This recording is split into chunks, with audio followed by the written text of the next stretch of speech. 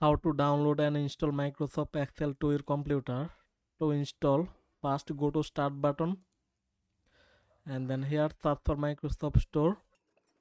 Now go to Microsoft Store. After that, on the top here search for Microsoft 365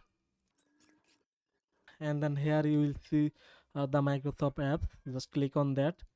So I have already installed it, that's why it's showing open button. But in your case, if you don't install it, then you will have to install.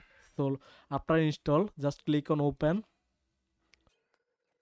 Now you can Microsoft Excel, Word and other apps from here.